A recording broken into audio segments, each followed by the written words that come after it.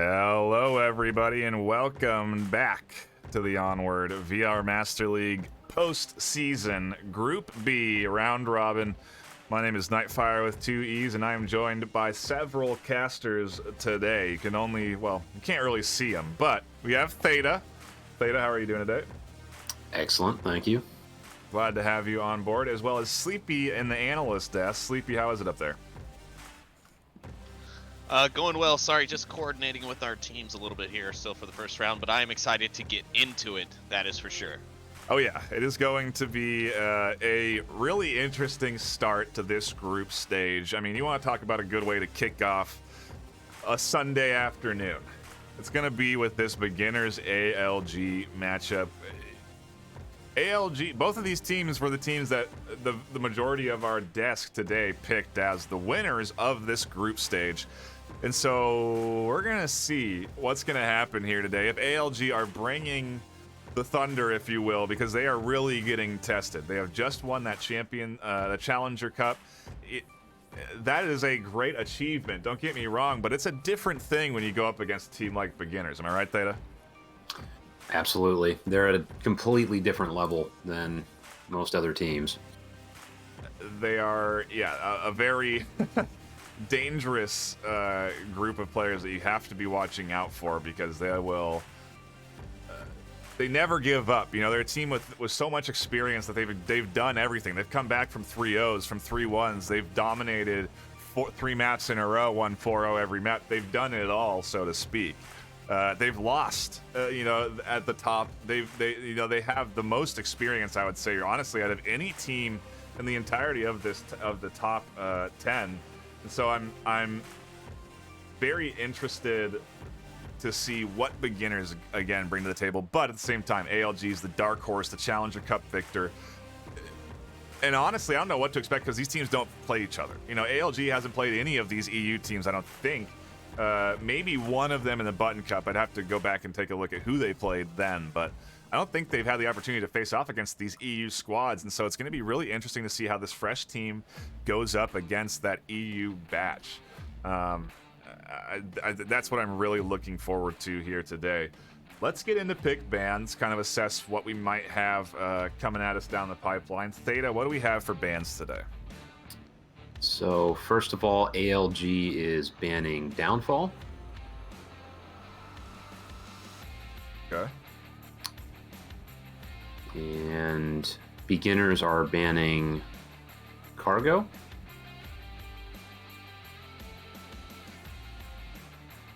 Well, that gives us some insight then. You know, that's I understand the Cargo ban. That's ALG being good at close quarters, excelling in sort of that chaos. They have very good shooters there. So does great on close quarters. And then the ban from ALG on Downfall makes sense because beginners, they're great on Downfall. They really are. They can cap on most teams on Downfall. They have great strategies for moving forward. They were doing suppressive fire before anybody, and I really want to see what kind of suppressive fire tactics, what sort of leap and bounding movements they bring to this matchup today. It's going to be really exciting to see. And our first map does look like it's going to be Bazaar. What are your thoughts on that?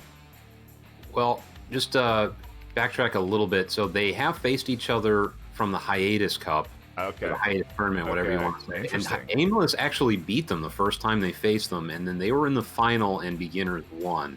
But here's the interesting wrinkle.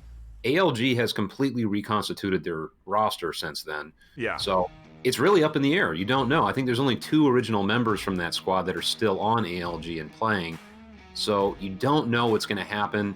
And their playstyle is the most amorphous playstyle of the entire league, in my opinion, because they have a lot of turnover like that. And they've also been mixing in veterans, like we were talking about in the pre-show, and Captain Soda. And the other piece of this, I think, is that having experience in the postseason really matters because it's a totally different mindset. You're playing where if you lose, you go home and you don't play at all after that. And Yeah, you're sorry, go ahead. no, your season's done for several weeks. You know, it's over. You're not playing in a regular season again until season 11. So yeah, it's certainly all on the line right here for both of these teams. Yeah, and it's a level of pressure that people aren't used to. And when you are playing in that situation, I mean, you play in the regular season, you drop a game, you're like, well, that wasn't fun, but what can we learn from it? Let's do better next week. Yep. You can't make those kinds of mistakes. And so for me, I think the weird transition we're going to have to see is ALG going to be more conservative? Because that, you kind of have to. I think it was being talked about on cast yesterday during the first round where, you know, you kind of have to play a little more carefully because mistakes echo throughout the rest of the tournament. If you drop one match or one round even sometimes, that can make the difference between moving on to the next stage or not. And I think ALG will have to be a little more conservative to get through it. And that's, in my opinion, why beginners does so well in the postseason, because they know how to play that game so well. They know how to take advantage of the nerves of other people and just wait them out and force them to make mistakes. And Bazaar, I think, is going to be a good setup for that because ALG will be tempted to play aggressively on a smaller map, and beginners can kind of do their normal formula of being patient, picking them apart. It's a, you know, you said ALG is capable of the slow, the fast. We said beginners capable of the slow and the fast, but I just, our first map, we're going to Bazaar. I think it's just kind of the perfect environment to really, for a first map for both of these teams. I don't know if I really favor one or the other here. The objectives are volatile on this map. You know, we've seen tons of caps, aggressive maneuvers, flanks, all kinds of you know, routes you can take to thread the needle between the defensive setup. It really requires a diligent defense to properly defend Bazaar objectives. Pun intended.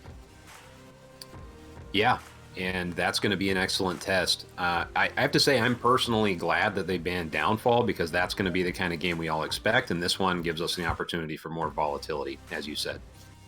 We have both teams in the lobby ready to go. Round one about to begin. Let's take a quick look at the active rosters for today. Coming in from ALG, we have Captain Soda, Nardu, Seaquick, Virus, and John CZ. And over on beginners, we have Killinger, Woods, Strajek, Paz, and Smoils. Regular crowd from both sides, nothing out of the ordinary.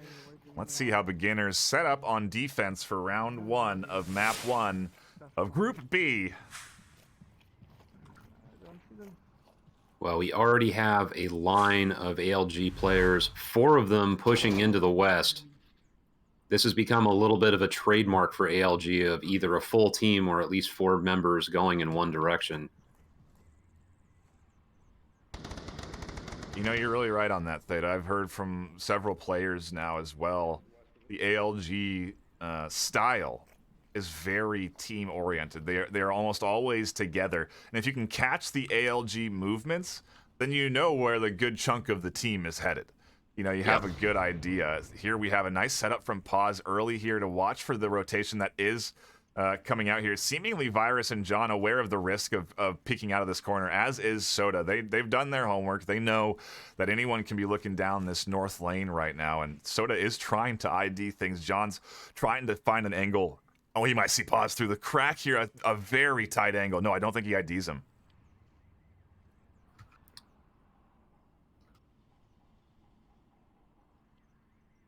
Wow. Yeah, that laser just cutting right through such a narrow slice of the wall.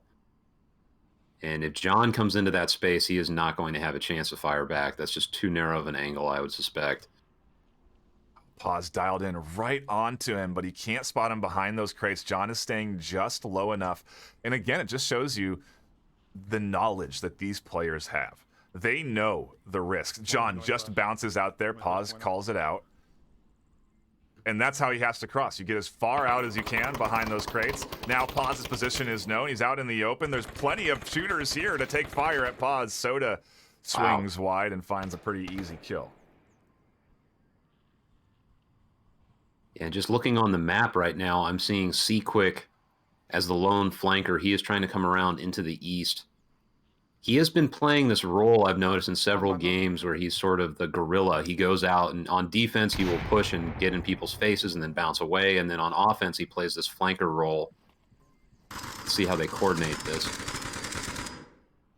Just a little safety fire there from Nardu, putting some rounds into the wood crates that are penetrable. Oftentimes you'll see a defender prone or take a crouch spot there. It's very easy to blend in and get a couple of easy pickups. So Nardu just doing his due diligence, taking some shots. The thing is he's going to be ready for Woods, who's lined up for a very similar shot, but in a different slat.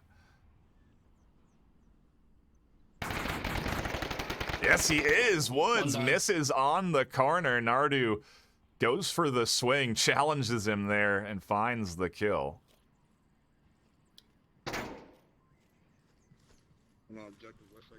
Soda seems to have been identified here. He drops back for a little more cover into the window. Killinger up here on the north side, looking to actively defend this push coming in from the trio here. Yeah, and C-Quick and Smoils are about to come on to each other as well. Oh, C-Quick definitely just heard that. And Strayjack takes out Captain Soda across the market. But Smoils and C-Quick right next to each other, just inches away now. It's just a matter of who sees who first, and C-Quick pushes the corner. Wow. The swing there. Now the push coming in. Killinger shuts down one. John's managed to get inside. Killinger's still here and able to defend. And he hears footsteps behind him. John's upstairs, pads out. Nardu's here as well. His pads out. Stragic has to defend from two, and he can't do it. ALG start off the series with a cap against beginners. Incredible. Sleepy, what did I just see? Well, you saw exactly kind of what you were talking about there at the start of the round. ALG's tactics are very squad-based, very team-focused. They stay close together. They keep each other covered.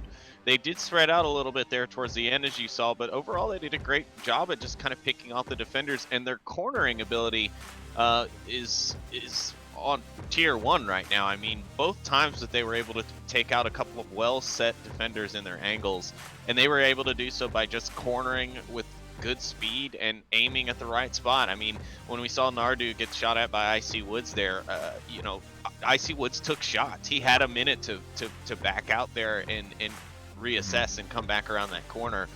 And then C-Quick, when it comes to, you know, him popping around the corner on, I forget who that was at the moment. Smoils. You know, that's just a popular corner. That's one that you train for. So, you know, what I've seen is skilled play so far, and interesting to see a cap come out right out of the gate like that. Yeah, I mean, that spot, you throw nades oftentimes in Smoil's direction there. But, yeah, I mean, playing it silent until that last moment to then surprise the defender is certainly a solid bit of work there to catch off guard beginners and ultimately push in and get a 2-0 lead here.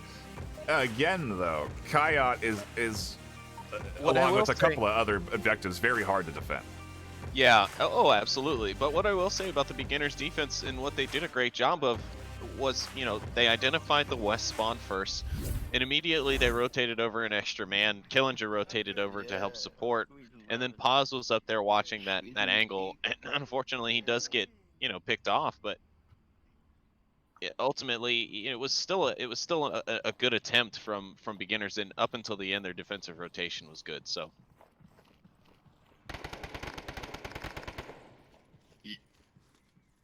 Early shots from the east spawn to get them into a pretty forward position over here on the north side. I wonder if this defense is going to be ready for such a heavy push. Again, more suppressive fire coming in up through the middle from Killinger. Over down on to Nardu, trying to keep him tucked in.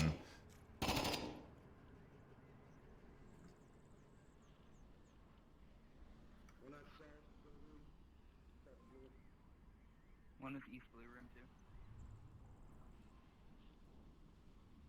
Yeah, beginners have committed almost completely to the east side. Not a single person sent to flank.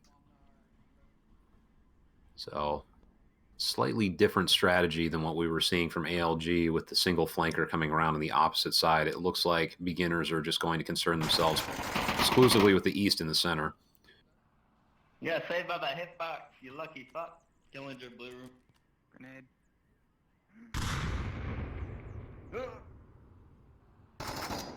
Nardu about to face off against Paz, Icy Woods, and Killinger in this east market. He has been ID'd. Shots coming out. Nardu takes out Icy Woods. And then Killinger comes in for a very quick refrag.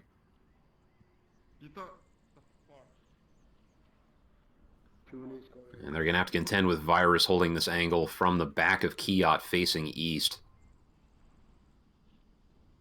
It's a solid spot to be tucked in. Again, though, like the Spoils position, a frequently, checked corner here. Oftentimes nades come. Killinger can get an angle from his window if he so desires.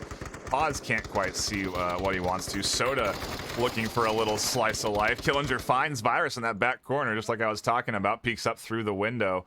Soda now looking for an answer back, but he's not going to find it. Killinger drops off, and beginners now have two, and the defense on objective slowly gets to weaker and weaker. Yeah, and these rounds are just showing how difficult it is to defend Kiot against an effective offense. Both of these teams know how to play Marsoc well. And Straight Jack gets another one on Captain Soda. John is the only one left directly on objective. Seaquick is still in the west.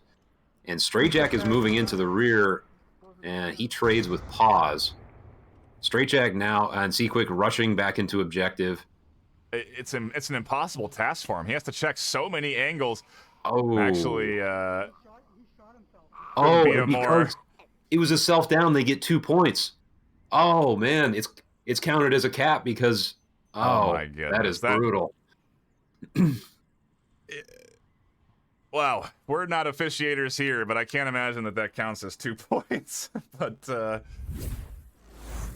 yeah, the way that the game works, for those that are really confused right now, I don't blame you, it's fine. We'll take a breath, and we'll assess the situation. If you are the last Volk defender, and you down yourself, it counts as 2 points for the enemy team. This reason being is that if you are the last Volk defender and you suspect that the team is capping on you, in the past, you could shoot yourself, down yourself, and that would end the round and only end in a 1-point win for the enemy team. And so that strategy has been prevented by, obviously, encouraging Volk teams not to shoot themselves when they're the last defender.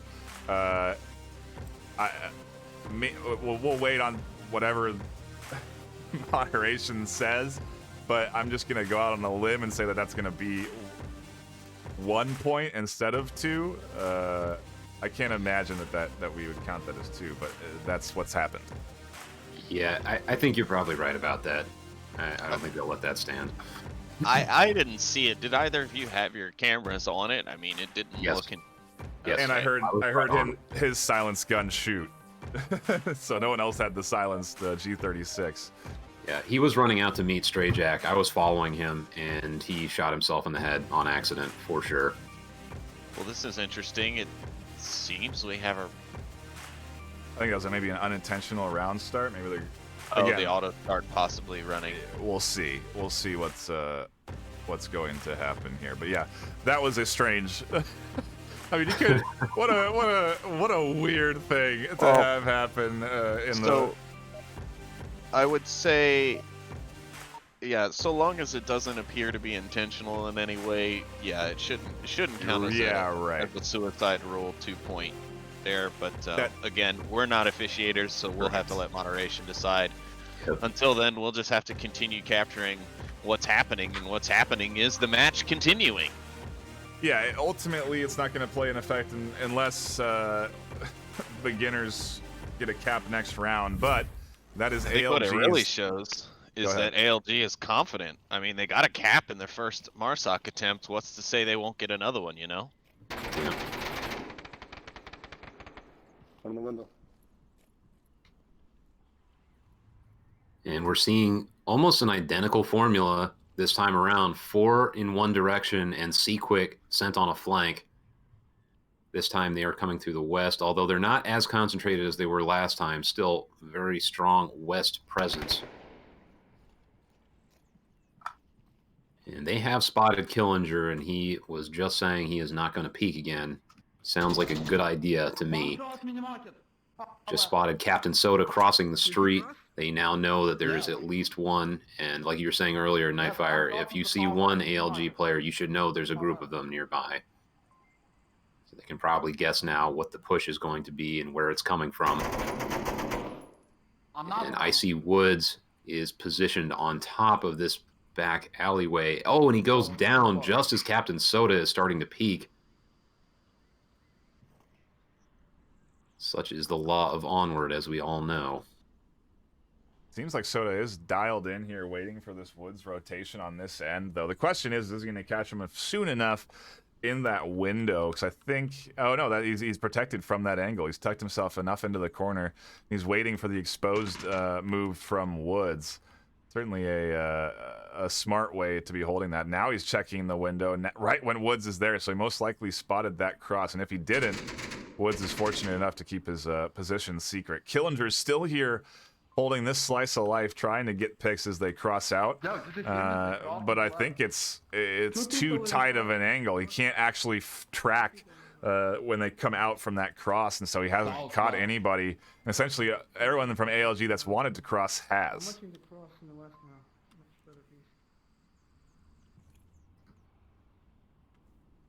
Yeah, and they are stacking now. Looks like John and Captain. Oh, and IC comes back to that position and catches Captain Soda.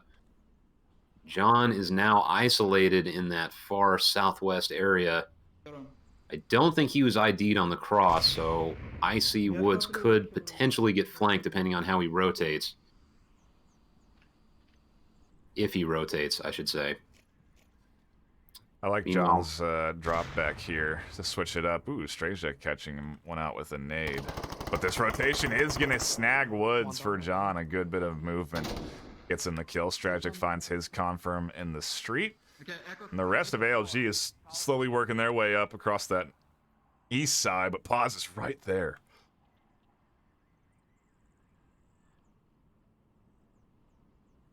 Oh, C-Quick saw Paz, and Paz saw him. But neither can catch the other. Now they have to play this cat and mouse game in the middle of the street. Oh, Samoils flanks him from the objective room. And now it's 2v3 in favor of beginners. Yeah, but John's wreaking havoc over here in the south. Paz picks up Nardu, so now John is all on his lonesome, but he's running into a 1v2. Paz can't reinforce in time. And No if he one's can pick up watching. Smoils, Smoils goes down in a trade, a huge trade there for Smoils to get that kill. He's pushing into that room, challenging Stragic, and then Paz again is too far away. That's a cap and round for ALG. If they get in there, beginners are able to just barely hang on in that round. Sleepy, your thoughts? Yeah, I mean, ultimately a solid defense from the beginners. John able to squeak by there in the west after a trade. You know, really opening things up, and he was doing damage. You were right, and you know, maybe a little bit more on the pacing from him, or a little bit more patience, and he could have caught some reactionary crossings and thinned things out a bit before trying to go in for the cap. But I respect the bravado of going for it, and he does go in and have enough wits about him to go for the kill. Unfortunately, the trade comes out and they don't get the round, but hey, solid round overall. The defense, though, holding strong there for the beginners, and as you can see, they gained the point. I mean, the only thing is, a lot of these maps, for example, Bazaar being one with its large, open, wide streets, and, Downfall being one of the others, the meta has changed, and certain objectives have become very difficult to attack simply because you have to make an exposed spawn or an exposed crossing at some point. And with smokes being off meta and suspended at the moment, it's really throwing the game into a cyclone. And so some teams have become really successful, with the use of suppressive fire and other tactics. Flashbangs have obviously become the new offensive and defensive meta, whereas at one time it was more of a kind of a defensive thing. I mean, I don't know. Things have really changed up. I'm surprised to see the East push from ALG was shut down there so easily. I mean, typically the East isn't so hot once they know you're there, but I don't know. I mean, Aimless is still playing a good game, so it was a good round from them that just didn't work out. Yeah, and if John had been able to not trade on that, like Knight was saying, I think that would have been a cap. So very close. Like in many of these high-level games, it often comes down to a coin flip in some sense. And I mean, we saw in the start of this round how quick ALG can punch in a code. Like they pushed up to the top of Kaya and had that in seconds. If you give them 4 seconds, 5 seconds, that code's getting in. And it's going to be 2 points. They're not a team that's going to sit there for, a 30 or 40 second, here we go, the cap's coming, it's going to happen. They're very good with their code punching. And I think it's honestly like an unpracticed skill in a lot of these top players, right? They don't necessarily sit there and get familiar with that pad and punching in the code.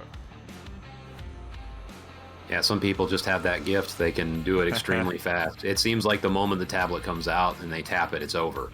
Yeah. And I would not say I'm one of those players, but I'm in awe of that skill when I see it. Takes a good solid short-term memory, because you also obviously have to memorize that 7-digit code and then punch it in. So yeah, it's about for me it's been about finding what works for your brain, right? Like, so for me it's to take the first 3 digits and then the last 4 digits and break those into 2-digit numbers. So for example, 301 47 26. Those are just that's easier for my brain to remember. So when I get on the objective and I pull that tab out, I remember 301 47 26 and boom, cap. But if it's someone else capping, you can also assist them if they're going for the cap and you are close by and not in danger, by pulling your tablet out and reading them the code over the radio. Here we go into round number 5. ALG trying to defend this one, backs against the wall. Still no word on the official score line, but hopefully we'll have some sort of verdict shortly. Either way, beginners are not taking their time on this one. Ooh, a quick peek from John, catches Strategic a little bit behind, but Smoils is here already. Soda's putting fire out. So if Smoils gets this kill, he's right on top of OBJ, ALG, and Fume crashing in. Seaquick maybe realizing he's too far away. No, he's going on a huge flank. Seaquick is very out of this one right now. Smoils gets caught up by Nardu. A nice swing there. Wood's still here, though, looking for a piece. One down, blue. Trades across the entire map. Suddenly, Wood's the only one left alive in this chaos as he scoops up Fume. He's going to look for the confirm onto Nardu next. And then it's just going to be Seaquick and John. Yeah, not that Icy Woods had a way of knowing this, but if he had charged in and taken out John, Seaquick was so far away that it could have been a very clear cap opportunity. Yep. But now Seaquick has rotated back into Blue Room, and he has eyes on objective. Icy Woods is going to have a real challenge ahead of him And Nardu is still alive in a position where if Icy Woods walks around in this little courtyard area just west of objective, he'll be able to see him and call him out, and Icy Woods will not be able to do much about it. Yeah, and John's tucked in enough where he's not going to be spotted by Woods peeking here. Seaquick going down's no good, though. I don't know why he's looking for that piece. That's the second kill that he's found through that angle there, and it just seems like it seems like a new angle to me. I've never seen anyone shoot through the window into Blue Room, but it has worked wonders for Woods here. He's in a 1v1, but like you said, Nardu's still there with comms. And it's going to be a hard confirm for Woods to get because he's awkwardly placed on those stairs there, so Woods really has to peek out to get this. So I just heard Nardu talk, and Icy Woods rotated. I think he did that specifically because he heard Nardu. He's going to run around and get that confirm, assuming he has at least a somewhat accurate kill count. I don't know if he does. I don't remember if there were any trades. But if he is assuming that this downed person is the only other one aside from the one who is still alive, then he is making the right choice and swinging around to confirm Nardu. And it looks like he's going to have an angle on John, too. Oh, you're right. He very well could here. As he swings out, he's looking into that room. John does peek, and he finds him. What a rotation. Wow, what a play. That was smart rotation right there. It was textbook. Now, I am getting information.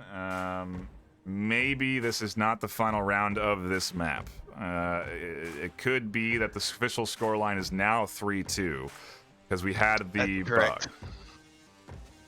That is correct. It looks like the moderators have informed us that it's a fair accident. The intention was running towards Strayjack with the intention to kill, so the scoreline would then be 2-1. Well, 3-1 now. After 3-1 now. Beginners, or 3-2, excuse me, after beginners have secured that round. We don't want to take the cap away from ALG. They definitely got that one at the start. No. Yeah. But yeah, I think that's the verdict. So we're not going to move on just yet, and we may have a bit of a pause here. But it gives you time to look at my beautiful face and hear my beautiful voice through this beautiful mic. The HyperX Quadcaster. You've been seeing it and hearing it. You've seen ads for it. I honestly really like it. The chroma is really quite nice. You add that, the chroma of the HyperX to an Asterion stand, a HyperX keyboard, a HyperX mouse. Your whole setup's glowing, and it's rad. I really do like the two new sponsors that we've added onto the ever-growing list of sponsors, which I suppose now is as good a time as any to shout them out. ProTube VR bringing mounts to the scene. So if you like to take controllers, you can put them into essentially a gun stock, and that helps stabilize your aim. And a lot of players do use this. So it is a very popular tool. VR cover, almost a must-have. If you have a VR headset, you gotta put a VR cover on. It increases the comfort tenfold. B haptics for vests and other haptic devices where when you get shot, you feel a physical rumble on your body. It's pretty rad. HyperX, obviously, for all of your audio needs, great headsets. I have the Cloud 2 wireless. They are fantastic devices. The audio quality is really something. You're not hearing it. You're hearing the Quadcaster today, but my co-casters can attest. It's a very solid quality mic. Am I right, Theta? Absolutely. Yeah, actually quite indistinguishable from a lot of those streaming mics out there, to be honest. It's an excellent mic for a wireless headset microphone. HyperX did a great job with that one. I remember just a little story. I remember when we were testing this, I got together with you, Sleepy, and you said, "Are you on your new Quadcaster?" And I said, "No, this is the Cloud 2s. The Quadcaster sounds, I think, even a little bit better. But the Cloud 2s have such great. It's crazy. They're a really nice wireless headset. 30-hour plus battery span. They're very good wireless headsets. Also, we have more. Rebuff Reality providing a couple of different attachments to your headset, but the most important one, especially if you're a Quest player playing in tournaments like this, is the battery pack that you can attach and play with it on It's going to do a lot for you, extend your lifetime, extend your gaming time by a significant margin. And honestly, I think it helps with comfort, helps balance out the device a little bit, add a little extra weight on the back end. It's real nice. Cyber Shoes, pretty rad device that is, I think, Quest compatible now, or at least they are kickstarting for it, and they're like doubled their Kickstarter goal, so it's going to happen. But essentially, you half sit in a stool, you put on a specific set of shoes that then track your feet movement, and you actually run to move in game. We did a Cyber Shoes VIP tournament. You can check that out on the VRML YouTube. I do recommend. We also have Arma coming together to provide us with jerseys. You've seen us wear them here on Cast a few times. For the semis and the postseason, we like to doll it up a little bit, but yes, we have the jerseys. VRWare also providing us with some excellent clothing options and a lot of other stuff too. They've been branching out and expanding their offering. You're gonna want to watch that. Asterion for the mounts, the charge. I mean, it's a really nice piece. The RGB charging mount. It has the USB plug-in where you can plug it in and charge it. It's I do like it a lot. And then we have Fixed Gaming, which has provided us the licensing for all the music that you hear on our channel, so a big shout out to them. A ever more important thing in the age of DMCA strikes. So we really do appreciate that partnership, and that's the full list. It's robust and it's lengthy, and I think I've bought enough time to maybe cut us to an intermission as we sort things out, but it seems like they are now relaying information to the teams, the moderation team is, and hopefully we will be back into Bazaar with a scoreline of 3-2. We can do that. It's going to be easy to do. We just had to get all the teams on board, set it up accordingly, and we will be back in hopefully just a few minutes with the continuation of map number 1 of this series in our Group B. Don't go anywhere.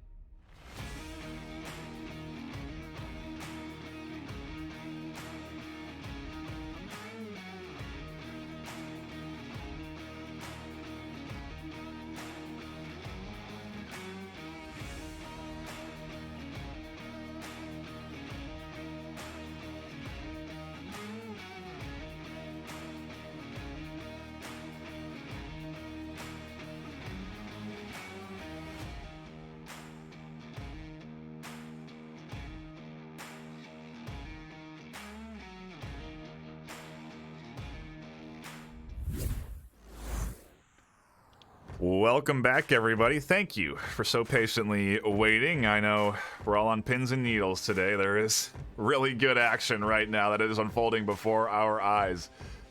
But what we have is an official ruling. Beginners are leading 3-2. They have not secured this bizarre map yet. We are going to a new objective, and we're going to play out the rest of this round as normal. Essentially, again, to remind what happened, ALG, when they were up 2-0, had one defender left alive against several of beginners. When that defender went to shoot the enemy, he bugged and shot himself. Downing himself, he attributed 2 points to the enemy team, as opposed to just 1 if the enemy had shot him. So instead of going back and replaying the whole series and everything, the consensus is that round is lost still, but it's only a 1-point loss instead of 2 because it shouldn't be 2. And we're going to continue to play through this series as usual, which, hey, look, I'm not going to complain. I'll take more rounds of Onward any day, you know? Same.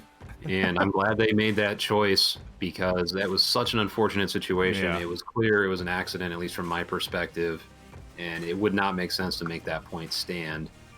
So we get to see more games, and look, there's always a chance of a comeback. 2-3 is not the end of the world. Aimless could have a good Marsoc round and either cap or tie it up, and beginners could also shut it down. So, like you said, more Onward is always okay with me as well. That is the truth. And I mean, Sleepy, your thoughts so far? This has been a fantastic series that we've been tuning into. Yeah, I mean, it really is. Aimless opened out the match with a cap on Kayat in the very first round, which was, I mean, exciting enough. Yeah. And we've had just kind of nonstop, slugfest rounds after that, where it's just back and forth, back and forth. And here we are at 3-2, beginners on the cusp of taking map 1 here with just a defensive round, which typically is not too bad, but you've got this Aimless gaming team who's here with these squad tactics and playing very tight together, but with good enough spacing not to be refragged, by a singular grenade, etc. And they're looking to cap, and they're moving well. They're moving quickly. You can see the aggression in their play today. They're out to win, and I can't say that I count them out in this next Marsoc round. If they get that quick spawn, there's a very good chance they're going to use that and push very hard onto the objective. But beginners are a seasoned team. They've played Bazaar probably hundreds, if not thousands of times in their own individual, play times. So they know this map, they know this objective, they know the possibilities of the spawns. So I can imagine that they're also going to be prepped for that sort of aggression and pressure. Well, we're really seeing pressure. New terminology coming in hot from the VRML. We are really seeing that veteran, knowledge from beginners here shine, because ALG to come out 2-0, that shuts down a lot of teams. They kind of go into hiding, if you will, and struggle to come back from that. But beginners have put up 3 unanswered rounds, and it has me a little worried for ALG because maybe they're feeling a little overconfident in their initial score line, and now they're going to have to bounce back. They're going to have to fight. They need to secure a Marsoc round again, which is not easy, especially against a team like beginners, and we'll see what they do on this East objective. In my mind, that is what separates the best teams from the rest, is that ability to set aside whatever happened in the previous rounds, whatever it's a win or a loss, and just clamp your jaw down and say, we're going to win this. And beginners are excellent at that. It seems like they did not allow that cap initially to bother them too much. Really? That's hard. It's so hard to do. I mean, it's a testament to staying focused, right? And not giving up early and not letting an early cap shut you down, because they have really taken control back the last 3 rounds. And we'll see if ALG can sort of recover. They've had that strange bug mistake get rectified. It's kind of off of their minds now. Things are back to being authentic and normal, and we'll see if I don't know what ALG are going to do here. They have the quick spawn, but they're not applying that pressure too early. Kind of an odd strategy, I have to say, with John CZ. He was just kind of floating in the back. I'm assuming they have some kind of timing they're looking for specifically, but he was pacing back and forth in the far west, and he's kind of doing the same thing now in the north. Just very carefully trying to handle this north side, I suspect. But yeah, they have this, again, a 4-person push and a 1-man flanker squad. I'm just not sure exactly how this is going to unfold with that person. He's not coming from a separate angle. He's just coming from the north, which they already have a couple people on.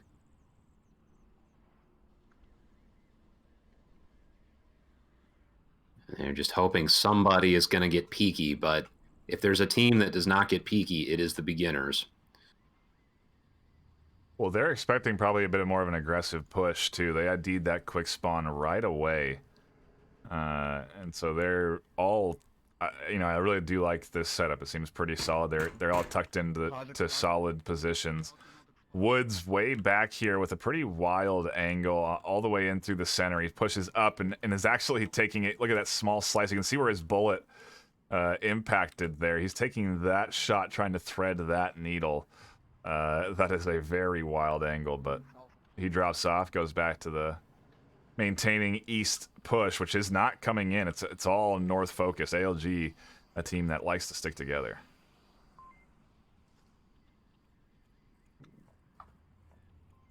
And Captain Soda now making his way through that north hallway, catches Stray Jack. Pause comes for the repeat, but misses him.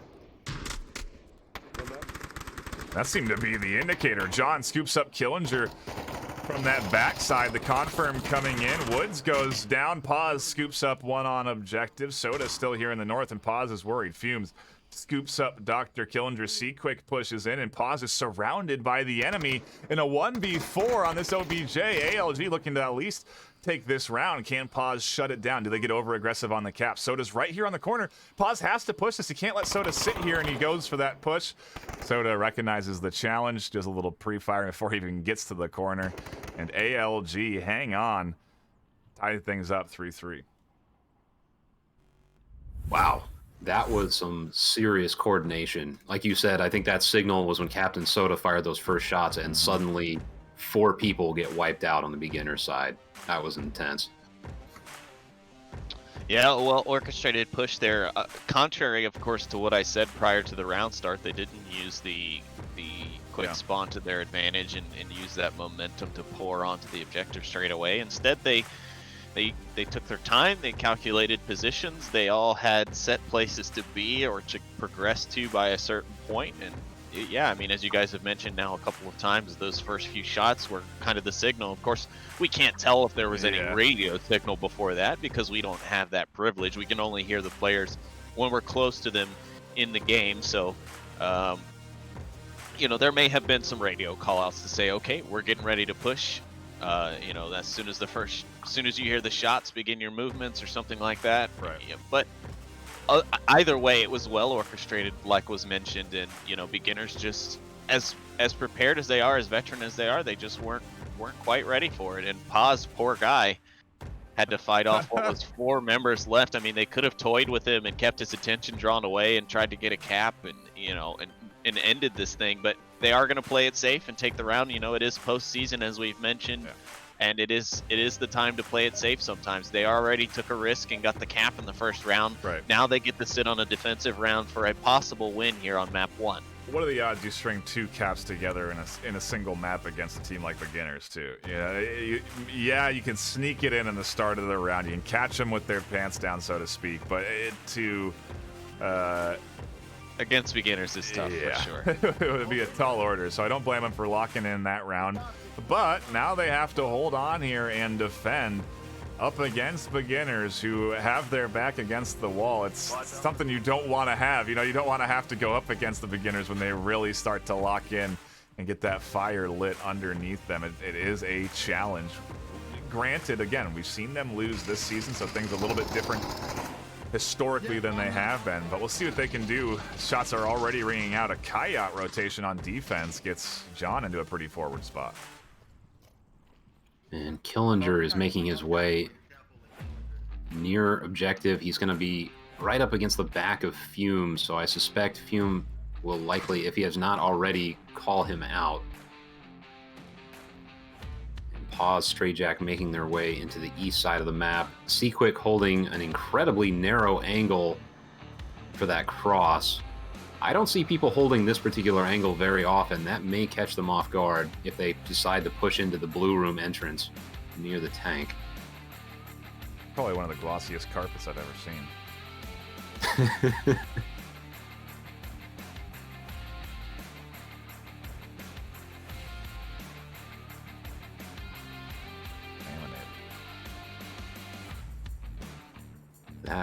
That is an incredible carpet. It's like a carpet made out of glass. I don't know what's happening there. But yeah, ALG, with the exception of John, who was pushed out into the Kiot, playing a pretty patient game. I will say it's a risky setup, to be honest. They got 3 on objective, and sure, John's that forward position to deny that initial entry point, so you could say technically 4 on objective. But let's say you get past John by rounding a corner quick. There's all kinds of gaps in coverage. Seaquick's really far away. John's really far away. If 3 go down on OBJ, it's bad news. And they got Killinger and Pause here to potentially dive into that blue room and be a threat to Nardu and the people on objective. That's true. If they compress quickly on the objective, Seaquick and John are both going to be in a very difficult place.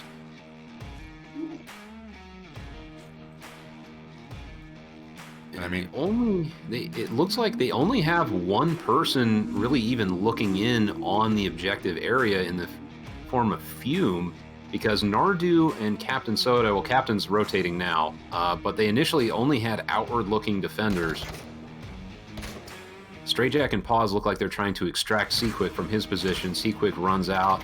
He's going to catch Pause on the angle. Nice rotation. Excellent rotation there on that wall side to get straight the back end of that push on the east shut down. And now Strazak is in a bit of an awkward spot. He knows he's potentially getting pushed from this end, and he's still maintaining his forward position there. Shots coming in from John out through the center. That's going to throw a wrench in Beginner's plan if they want to try and work themselves up through that center. Seaquick finds Killinger. Another pickup there from that rotation from Seaquick over into the east. And now Stragic trying to battle him away and make himself a little bit more useful. Getting over into the north, Soda should be hearing this. Soda's holding the angle here, waiting for that kind of push. And ALG have this one nicely locked up so far. Stray Jack catches Nardu. Icy Woods heard those shots from John CZ. He appears to be trying to pull him out of Kiot. Yeah, he's seeing him peek there, taking shots, not landing any. But he knows there's one there now. That should be some quality information for those who are trying to move in on the objective, because that means there is at least one outside of the objective area.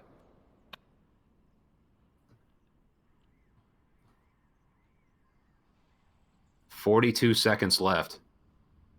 This is really stopped Beginner's movement, and I think they maybe have even lost track of time. Uncharacteristic to this Beginner's team, considering they work with it so well at the end of the round. But there's 30 seconds left now, and their timers have just gone up. John's gonna push out. He's gonna scoop up Woods. Seaquick finds Strazek in the east, and Smoils is trying to do something here out through the center. Fume gets the trade. ALG secure map 1 against Beginners.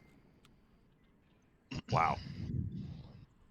Well, I wanted to give ALG some credit, but I didn't, and here they are taking map 1 away from the Beginners after what we thought might be the Beginners taking it, had that moderation ruling not come in their favor. Of course, all of us thinking that would happen, considering the footage, but you know, they did play well. They earned this win. I'm not taking that away from them. Do not get me wrong. They played very well. That first play, that cap was well orchestrated. The plays after that were also the same. I mean, that attack on the east objective there in the previous round before this really one was really well done. So I think Beginners maybe came out of the gate a little soft-handed on ALG. So I'll be interested to see what happens going into map 2. But overall, a great first map out of both of these teams. That is I mean, that felt like a whole series. That was just a single map. We are going to move on to map number 2. If you're not familiar, this is the round robin stage, so we have 6 total maps to be played through today. We'll be watching several teams face off against each other in these best of 2 formats. Each team gets a ban, each team picks a map. It's exciting stuff, but it's a little different than the regular formula, so if you are confused, you're not to be blamed. It's perfectly normal. It is out of the ordinary regular season best of 5, so. But it does mean we get a good day of Onward, and if we get games like this all day, we're gonna be here till sunrise. Sunset? Sunset, probably. Yeah, and I have to say, if Aimless takes this, they win this map as well and win this series, then this is almost like a changing of the guard in terms of the metagame in some sense, because I think beginners more than any other team represent kind of the traditional way of playing this game, which is hold an angle, be patient, that sort of thing. ALG is, like I said before, one of the most amorphous teams in the league, probably the most amorphous team in the league. They just change their strategies and tactics, and they do little things like you saw it on that last map, that last round, I should say. They'll put people into these positions just to slow you down and make you think twice about your strategy. The more I think about it, the more I think they put John CZ there in Kia, not just to catch people coming in, but just to make them think about it, because he took some shots and then he hid. And then C Quick did the same sort of thing. He took some shots, rotated, got an angle, and really did not try to actively engage anymore from there. And that's a totally different way of thinking about this game than what you see from most of these long-standing multi-champion type teams. Yeah, it's I'm curious to see how we get down to to the brass tacks of it and what things look like when it's round 5, maps 5, maps 6. I very much want to see where ALG and beginners are lying, because this is just it's confirming what we suspected. ALG is definitely a powerful team and can go up against the likes of beginners, obviously toe to toe, but it is a long day, and I think stamina is something that you got to factor in. How long can these teams stay focused, because it is not easy to stay locked in and play at the highest level for 6 maps against multiple teams with different team styles. It becomes a pretty long day, but it's a test. It's a test of who's the greatest, who can push through, and who can play a lot of games and come out on top. And I think beginners are not a team that's gonna let that first map loss go unanswered. And for map 2, we're gonna be hopping into Suburbia, and both teams are ready to rock.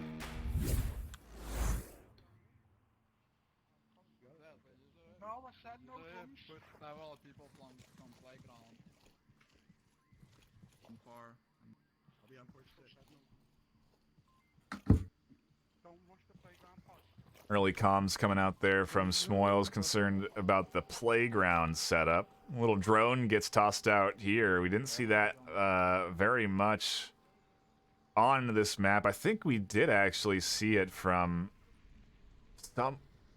a team did this yesterday, but I like the setup. You get Smoils, perfectly defended. He's not exposed. He's not vulnerable through the wood, and he can watch that whole east side easily and almost undetected. The odds that this Marsoc squad checks for a drone here, I would say, is pretty low. Pause with a nice nade into the playground. Oh, wow. And a little teleportation from John there in the playground to get the revive. Jumps through a wormhole to get the revive, apparently.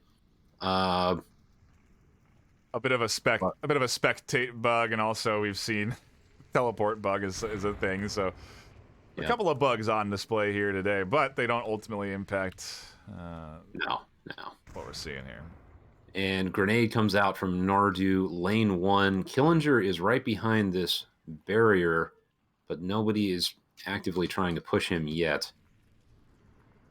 Interesting, they're not doing what they were doing on the last map. They are well spread on this one. They have almost a straight line across. John CZ a little back from everybody else. But it looks like they might be trying to line up another situation like they had on that last Marsoc round for them on Bazaar. They just kind of float around, look for some picks, and then crash in.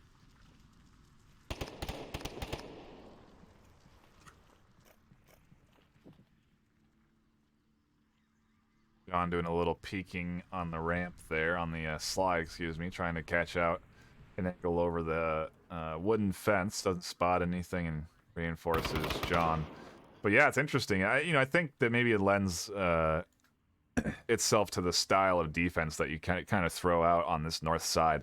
It does typically tend to be pretty spread, and so maybe they're trying to get a couple of one-on-ones, which, like you said, is a bit uncharacteristic from the ALG style. I think a full press would have worked better for them. Pause able to scoop up Captain Soda over on lane 4. John's also there, and he may be looking for that refrag. Yeah, I'm not sure. I mean, who knows if this will work or not. I'm not going to try to make any predictions, but if they play this way, they're almost playing into the beginner style much more. You know, beginners did not adapt well to that sort of crashing in all at once, 4 or 5 person push style, but they know how to deal with a straight line. No doubt about it. They can just hold these angles and deal with this all day. So, ALG, I think, is playing with fire by playing this way. They would be better off, in my opinion, doing what they were doing before. But then again, who knows? I mean, now that I've said that, they're going to run in and kill everybody. Speaking of which, Fume gets Stray Jack. I think that was lane 1 area.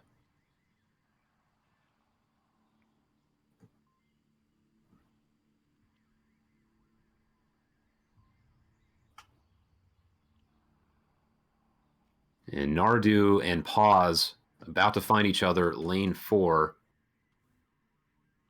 And Pause gets that kill through the chair. Now we're down to a 3v4 in favor of beginners. Here's something to notice real quick. Pause finds the kill on the corner, and then everyone checks the angle over his shoulder. They hear the shots, and they all take a gander and take a look because they want to make sure that someone hasn't died there. Woods finds C-Quick, trying to push in through lane 3, I believe. Fume looking to get some more kills. Prone Killinger is not going to let that happen, and I really like Killinger's spot. He has a really good control of this east side here. No doubt. And John CZ is creeping on lane 1. Killinger's in a bit of an unorthodox spot, right, although John CZ just saw those shots, and he isn't fixing his laser. I think Killinger thought he saw somebody on lane 1. Smoils ID'd him with the drone. Oh, gotcha. Humvee, behind Humvee. He's under the Humvee. Jeez, and the call out from Smoils, and here comes the fire. John knows he's identified. He tries to swing out and scoop up Smoils, but there's every gun from beginners trained in on there, and down he goes. Beginners with a very solid hold. Very solid hold indeed. Aimless are going to have to figure out something different here in order to make that work. You can't. It's got to be at the same time, like Theta was saying. They can deal with one person at a time pushes, but you need to overwhelm them. And even if you only do it on one side, you don't have to spread the entire map to do it. You could split that one house near the objective and get some really good coverage on the main push out. A few flashes around to cover for your porches, maybe one over towards the car itself to keep any defender who might be over there. And you can get a nice lumped push over to the objective and get possibly one, if not more, people onto the objective and capping with just an overwhelming force. Now, that's not a guarantee, and of course, it's very risky. Yeah.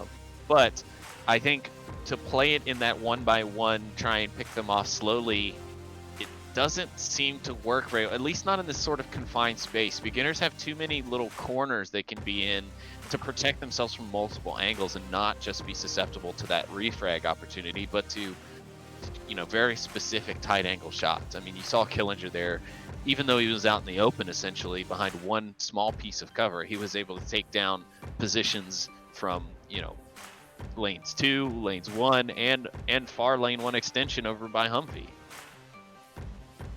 Yeah, and go ahead. I'll go you first, then.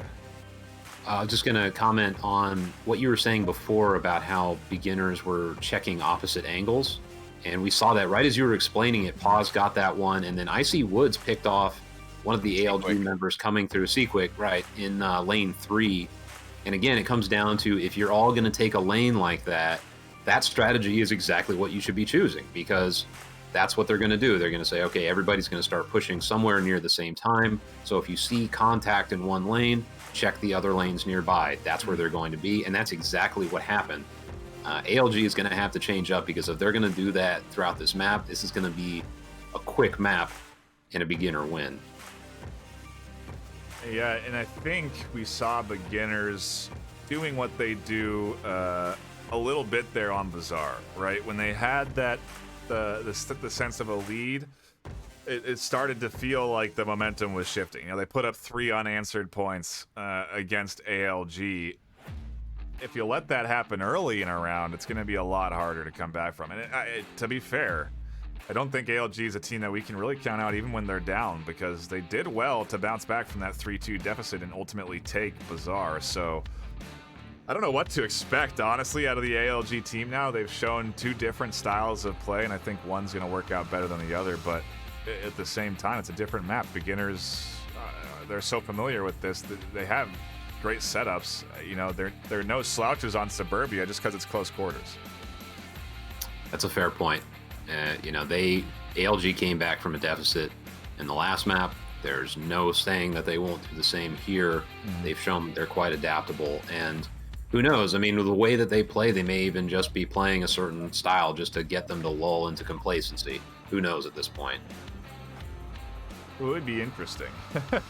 That's for sure. I wonder if beginners are thinking cap here. I'm guessing not, considering how challenging it is to get to this objective without smokes. But we'll see what happens as we hop into round number 2 of map 2 of Group B of the round robin.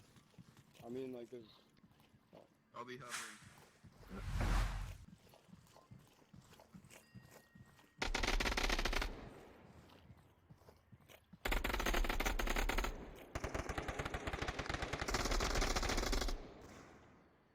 Lots of pre-fire. Paz was pre-firing the school bus on lane 4. They were expecting something a little more aggressive, but ALG is taking a, well, maybe not quite traditional. They've got 3 clustered around lane 3. They seem to be spreading out again, but not a terribly unusual defense on their part. A bit of pre-fire coming in from both ends. John putting some rounds, what is the center lane there. But everyone's pretty tucked down. Woods got his sandbags, Killinger with his Hesco. And I don't think there's any drone. At least I didn't see an early drone deployment come out. Maybe, oh no, there is. Nardu has one in hand. No, he doesn't. He's just sitting back here watching his tablet, waiting to see if anyone goes down.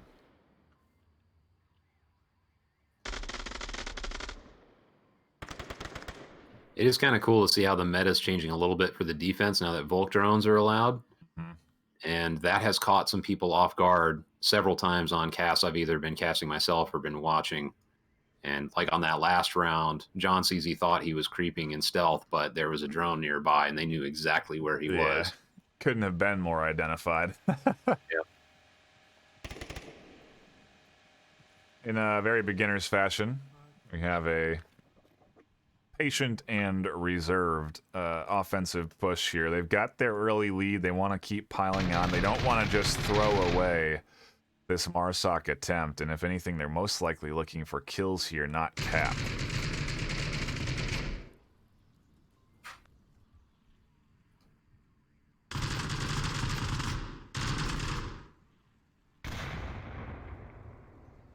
And that was one thing I felt like we didn't see a lot of from beginners on Bazaar, and maybe it's an attrition to why ALG did so well, but a real distinct lack of suppressive fire from the beginners' offensive side, and This time Smoils has his LMG. He's been throwing it over the head of Killinger as he moves forward, but I gotta wonder if they're going to sort of develop that strategy more, because Boss Fight really showed what you can do with it. You know, the bounding play that they had on Downfall was a perfect example of how to suppressive fire and how to move off of it. And I'm curious to see if we're going to see anything like that from beginners, because they go up against Boss Fight. They play against them. They learn these strategies themselves, since they are both EU teams, and I don't know. We'll see. Smoils and Killinger slowly working themselves over to objective side. The rest of the team over onto the east. Yeah, there's an old saying that you should be careful which enemies you pick because you become like them. And I think that applies in games as well, especially, like you said, these EU teams play each other all the time. It's just, oh, and Sequick catches Pause as he runs to lane 4, but he does not confirm him. Pause is going to get revived. Oh, Captain Soda hears that. He gets Icy Woods. Stray Jack is probably going to get caught. Oh, and Captain Soda, triple. A tough offensive pill to swallow. Killinger goes down trying to swing into the west, and Smoils is suddenly the last one alive. Indeed. But just to finish that thought, basically when you play against the same teams over and over again, some bit of their play styles will almost unintentionally become part of your play style. So, to your point, I think Boss Fight and beginners probably do a lot of the same stuff just because they've faced each other so many times. Smoils will have an angle on John CZ. Problem is, he's going to get ID'd the moment he fires. He has to be very careful. There it is. Nardu's laser is swinging over, and he sees him. And that's a round for Aimless. Solid hold, an excellent answer back. Proof in the pudding that this series is going to continue to be back and forth. Sleepy. We're in for another good map, I think. Oh, there's no doubt about that, NightFiree. I'm a little confused by the length of time spent just in spawn, in the center house, just in that area in general from the beginners. I mean, I know they're a team of strategy. I know they're a team of logic, and they have a reason for it. And I'm sure it's to watch for the push and to make sure they're not being flanked. But it just seemed like a bit of an excessive amount of time there for me. For Aimless, I mean, excellent round, good execution. I mean, obviously you had Captain Soda there to pop out for his little double/triple play, which it was a huge contributing factor to melting down that beginner's offense. And then I don't know what really came over Killinger to just kind of burst out from that hedgerow as he did, with Smoils kind of laying there prone. I saw something similar to that with Hondo on the SEAL Team Bravo side in a downfall match yesterday, and it kind of spoiled the sneak of his teammates as they were creeping up to try and get the drop on some defenders. So I don't really understand the logic behind that, because he ran right out into the open and right into a defender's line of sight. So it just didn't really seem like a play I would see come out of Dr. Killinger himself, and then two out of a member of the beginners. So it's still a great matchup, and both teams are doing well, but beginners don't seem to be at their top of their game right now. Or maybe I don't know. It just doesn't feel like the best beginners I've seen, and maybe it's because they can't use the equipment that they've had become so used to using at this point. I don't know. I'm about to say I only see 4 loaded in for ALG, so they definitely gotta reset the round. It's something that we haven't talked about yet, but if you do start a round, there's 15 seconds to reset it, and then go. And if you're in a comp lobby, you're right back to the beginning of the round. No points attributed, no score line attached. Great little implementation, but it is why you sometimes see restarts at the start of rounds, because that is the case.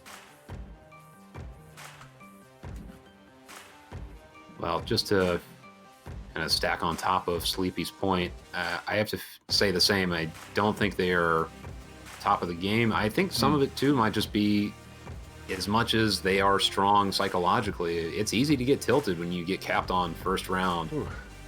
Like, it's so hard to recover from that. And they did a good job of holding on, but I do think that can still kind of sit in the back of your mind a little too much, especially when you get it to a 3-3 after coming back. And yeah, it's just a lot of mind games going on right now, I think, that are contributing more than anything, because on paper, both of these teams are absolutely world class.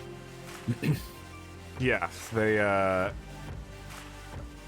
mean, geez, for ALG to be doing what they're doing right now is just still so impressive for me, to be coming out of the Challenger Cup and then to be winning against a #1 team worldwide. It is an impressive feat, to say the least, and they continue to, if they can continue to do it, they're looking in very good shape.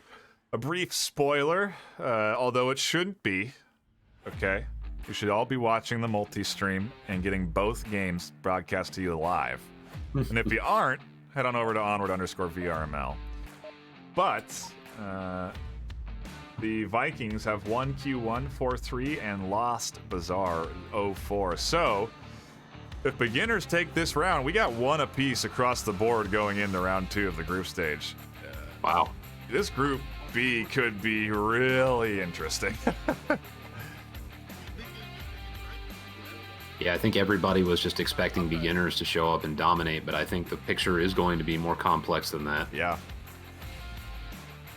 Yeah, I'm in agreement with you there. We're hopping into our next round now. It is officially begun. Round 3 here of ALG versus beginners, and switching up sides. Objective now going into the south of the map, over by Burning Building, and we'll see what ALG's approach looks like as they have to make ground through the playground. Killinger aware of that and scoops up Soda.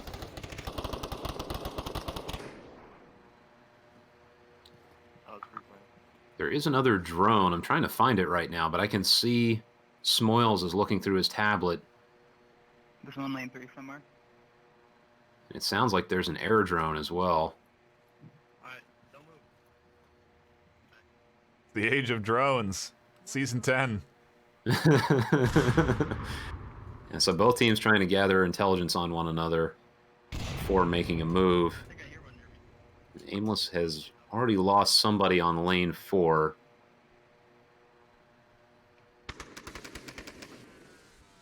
And the air drone goes down. So the only drone left is the Volk drone.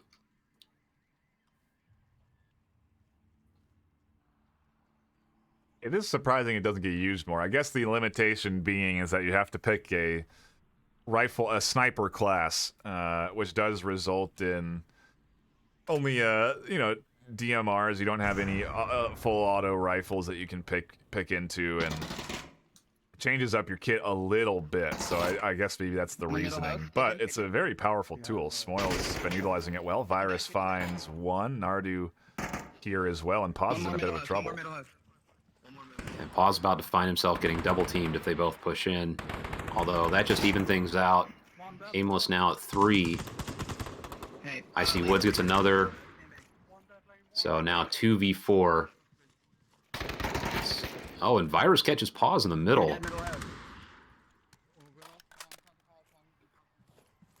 Tank. You saw me. And I mean, if you just listen in, there's so much communication from beginners and from ALG, and it's what you have to do at this level. You have to be vocal. You have to be constantly communicating things to your team and getting information so that everyone can get a clear picture of what's happening. Yeah, especially in a situation like this where you've lost some people, maybe things start getting a little cloudier. You have no choice but to just keep talking. They have a nice little bubble around the objective. Smoil's still watching his tablet. I have not been able to find his drone. If one of you guys sees it, shout it out. But yeah, the only real area that seems to be exposed is lane 4. I'm assuming that's where the drone is, somewhere over there. There was a kill early from there too. I think it was because of that intelligence. So they've got this nice little curve shape around the objective. Nardu Virus now pushing themselves over to lane 4.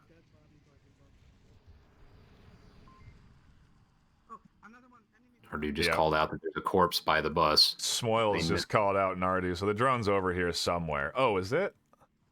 Nope, I thought I saw it for a second.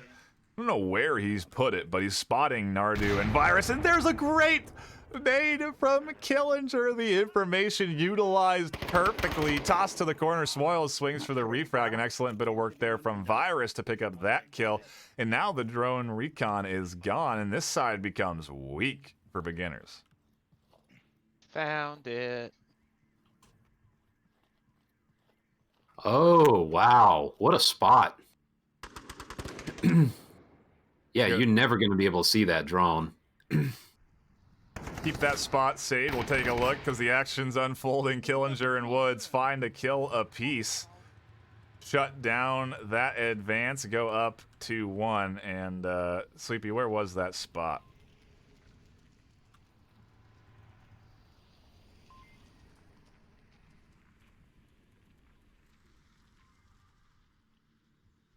Sleepy. My apologies there. I was muted from being in round. It was in the far corner of the map there in lane 4. I mean, just as far in the corner as you could jam it. So to be able to see any real detail, I'm sure he was just seeing blobs on his screen at that distance on the drone. But yeah, I mean, a great spot if you can utilize it. I mean, honestly, it took me forever to find out. I don't know why I didn't consider just tucking it way back there, considering how open lane 4 is. But you know, I was looking everywhere, and honestly, I thought of some really good positions where a drone could be very useful in that time span. So I'm not going to shout any of those out because you know I'm not going to give away the pram. But yeah, it's a good spot, and it proved very effective. And yeah, we saw Boss Fight using it a lot yesterday as well. I think on Downfall was the first time I got my first taste of it as a caster. So it's a great use of it for intel, and it really helped beginners just melt down that aimless offense there. Is there a potential debate to be had that EU prefer Volk drones and NA prefer aerial drones? I mean, we'll just have to see what season 11 holds. I don't know. I'd like to. I would love to see if this intel game continues. Yeah.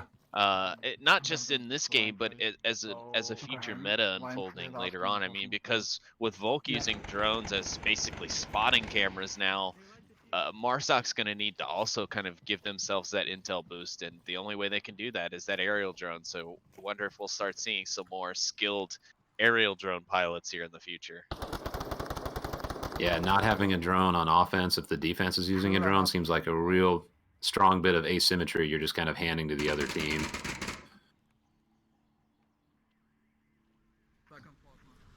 Yeah, Pause and Icy Woods hanging out near the school bus. And Pause is already into playground, standing on top of the shield. Looks like he was pre-firing APC.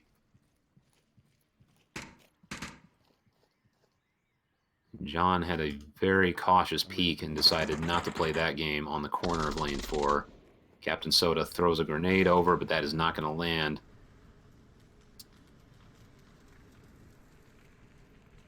Smoils and Strajac over on the west are also holding things down here, keeping Nardu tucked in on that window side. And so everyone is trying to work themselves into spots here. Pause looking for an angle down into that middle house. Not going to spot anybody out. He's checking the front yard. Not spotting anybody. And still, though, has to deal with Soda. And John, this is a great nade. Oh, so close. Man, if that was just a little closer to burning or they'd been just a few feet closer together, that would have been a double from that grenade.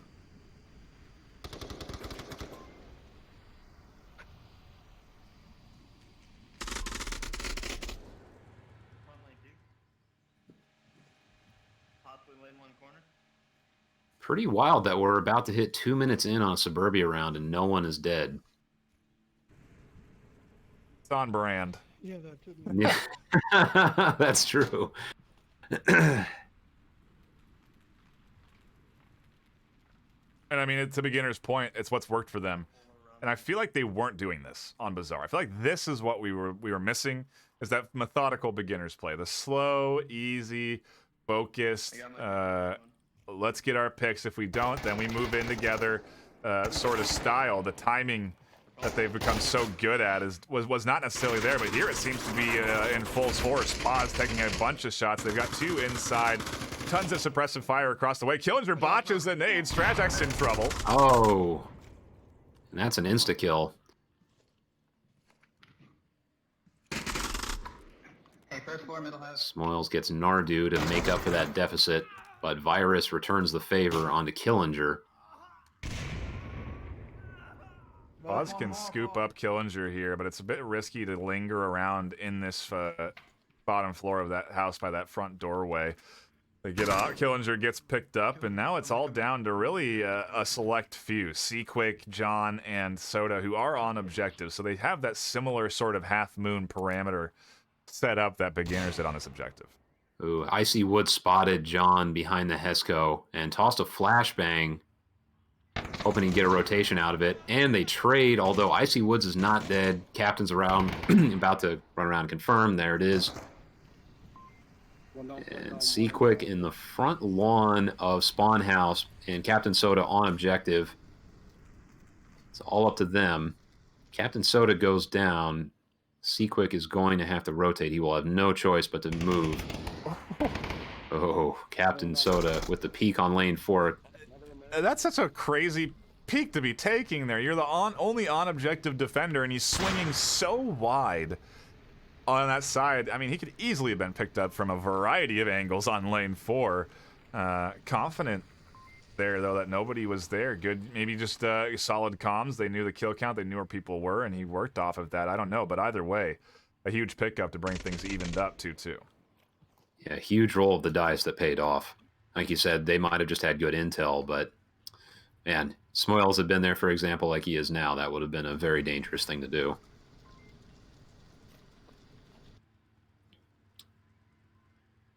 Meanwhile, Killinger is about to see Seaquick, I imagine, or Seaquick is probably going to hear him and shoot first. There it is. Smoils saw him, but Soda's just around the corner. 2v1. Captain Soda just hanging out. Oh, and there is the refrag. Quite a bit happening there in the last few seconds. And Aimless takes a round. That was beginner's round to lose there, and unfortunately for them, they lost it. I mean, I don't know what, I mean, because, and what happened? Why did Smoils forget about Soda? Yeah, weird.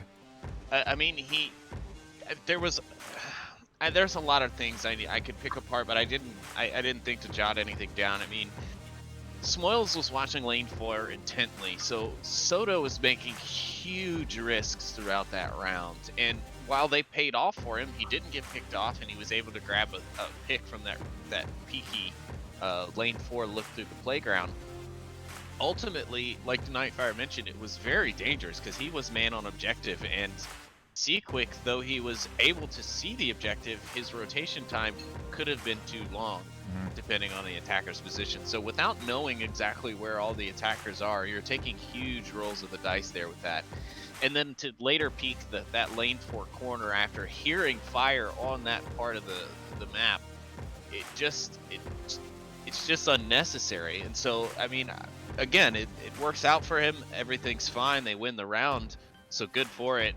But I'm not sure what happened to beginners there. Again, it was their round to lose, and it just kind of fell apart little by little. The nade kill was where it started, where it started to crumble. You know, the team kill definitely threw a wrench in there, set up on in that middle house there, and you know, tough to deal with, but it happens even to the best of them. You know, team kills are not avoidable in this game. They happen, and you have to be able to work with them. That's true. Yeah, in fact, I think it's a real test of the psychology of a team. See how they deal with a team kill, because it's easy to get pissed off or whatever when somebody team kills, but to know that you team killed and keep playing correctly, or to be the team killed person and not let that tilt you, it's hard, especially in a high stakes game like this.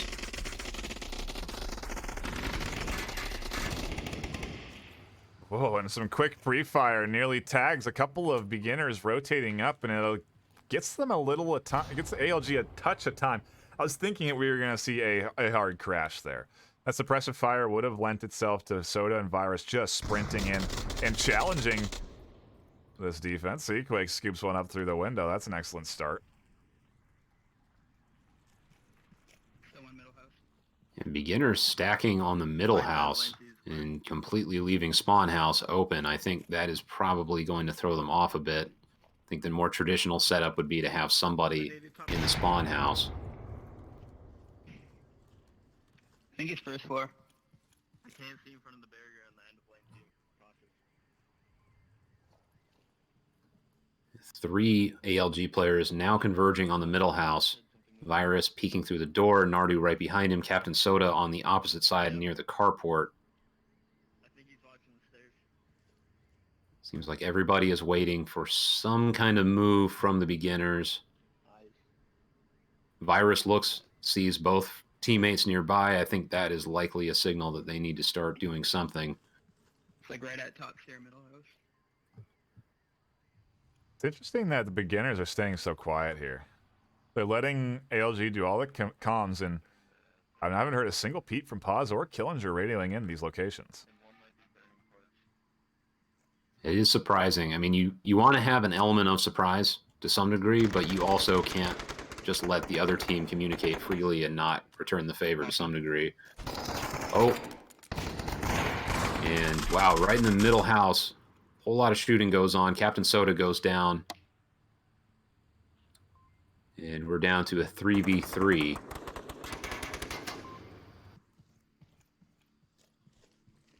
Quick doing another bump and run, this time on lane 1. Puts some shots out from the APC and then rotates. John CZ coming around this corner on lane 4. If Icy Woods doesn't turn, he is going to get caught. Smoils knows he's there. There it is. Catches him on lane 4. Oh, and the grenade from beyond the grave catches Smoils. 2v2.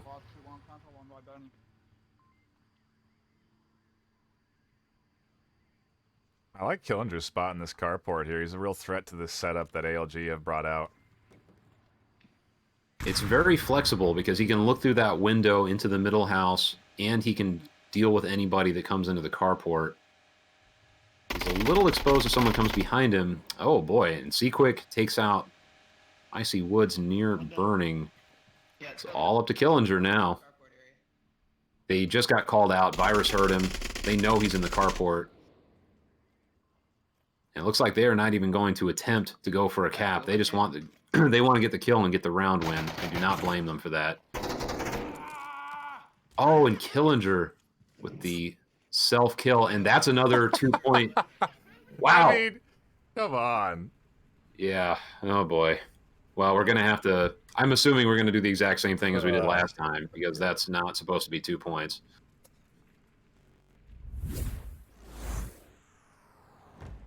I think it was even somebody was talking in Legion, I think yesterday, about what do we do if this happens. It might have even been Killinger. It was. Oh man, the irony. Was. That's tough too. That's wow. I don't know what happens there, you know, but if we're gonna stick to what we've just been through, we're gonna go back to it. We're gonna go to a 3-2. We're gonna remake the lobby. It's gonna be a whole thing.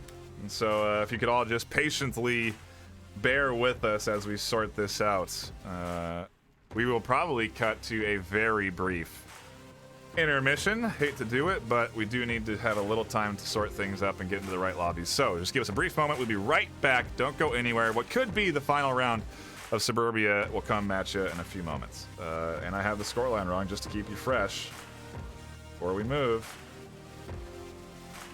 That's the accurate score. Okay. We'll see you all in a few moments.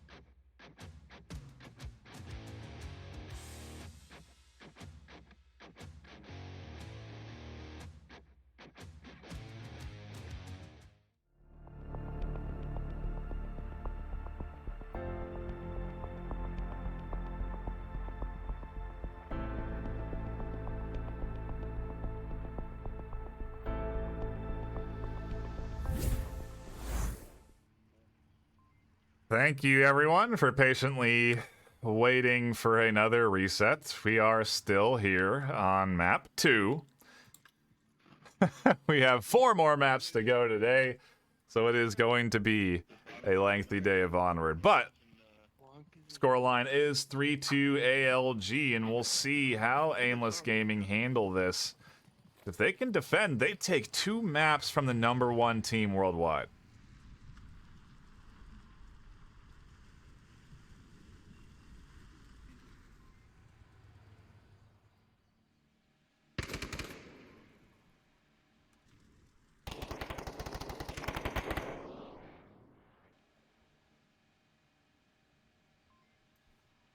Few shots out from Pause and Killinger. Little pre-fire coming in on both sides. Nothing gonna find anybody, as everyone from ALG is pretty tucked in. Smoyle's priming a nade. I do wonder where he's planning on tossing that, but a couple of frags coming in, nothing landing onto Soda's end, and Killinger does scoop up Soda. What an interesting angle. Soda was really peeking heavily on that corner there, and he ends up getting caught out. Yeah, that time the dice roll for his peaks did not come up for him. But now they are down to 4 defenders. See, and Virus, John CZ right on top of each other. Virus is looking at a drone tablet. So, I don't know, Sleepy, maybe you could find that drone again. You have the eyes for it. Oh no! Seaquick is in position to confirm that kill. I don't know if he's going to take that risk or not. Oh, that's a good toss onto the corner. Stragic does tuck in. Fortunately, he's not going to get tagged by that. The confirm does come in, though, and now Smoyles can't get scooped up. So, in a sense, a team kill coming in there. Stragic, I think that's the 2nd team kill nade of the day, but either way, a tough dice roll there for the beginners team, and things are now evened up 4-4.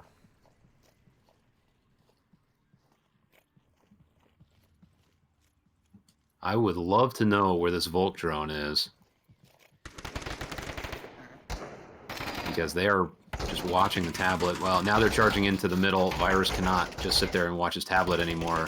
Seaquick fires through the side window into middle house. Now beginners down to 3. Killinger tries to frag, but his grenade goes a little too far. I see Woods evening it up against Nardu.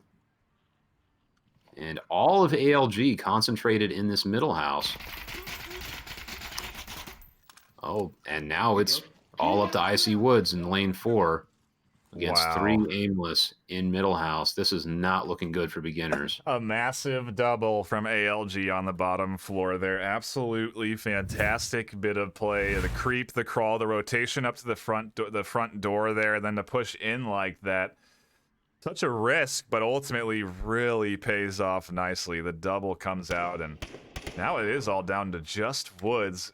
And this is it. This is 2 maps on the line for beginners. If you start off 2-0, it's a terrible way to get going into a round-robin group stage that is otherwise evenly spread. And so, curious to see what Woods can do. And you can't count him out. If he shoots himself, it'll be just 1 point. But...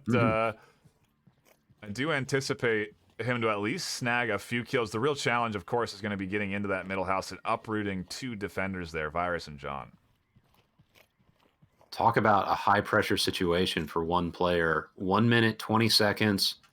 This is map point and match point if they lose, and he has to take out 3. I don't think there's any kind of kill count either because, yeah, I mean, I think there was a trade in middle house if I remember correctly, but that's about it.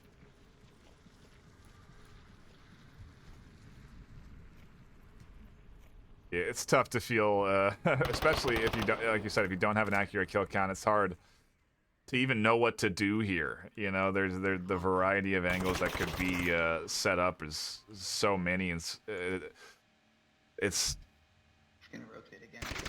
You have to check everything. And what's interesting to know is how ALG are processing this information. I just heard Virus say he's going to rotate again as Woods was shooting on that side. And that is what Woods is trying to do. He's trying to draw the attention away, and that doesn't work. Seaquick finds him. ALG take 2 maps from beginners. A perfect start for ALG. They are looking so good in this group stage right now. What an upset. Wow. Yeah, I'm really in a bit of shock myself. I mean, both maps away from beginners is impressive. I mean, just for them to have taken a singular map away from them would have been good enough to start things out for today's round robin Group B. But to take both is very impressive. So congrats to them on that. And you know, beginners are now going to have a really tough road ahead of them in order to get back into that, you know, into that possibility of grabbing one of the 2 slots to get to semis next week. So I don't know. It's going to be tough, but like you said, ALG set up pretty now for the rest of this round robin Group B.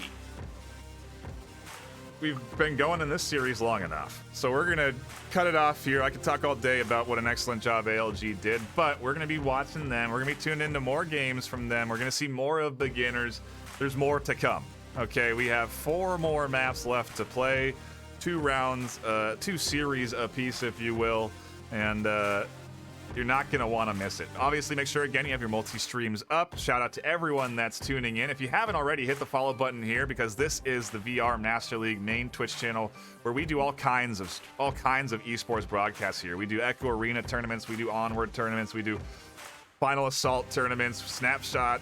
Everything ultimately gets funneled into here at the end of at some point, and so it's a good channel to follow. You'll get your variety of esports. I've seen some Echo folks in here. I appreciate you. Shout out to you for tuning in. But yeah, hit that follow button. Really appreciate you. That's going to be it for us on this first set. We'll be right back again with round number 2 of round robin Group B. Don't go anywhere. It's going to be more of this.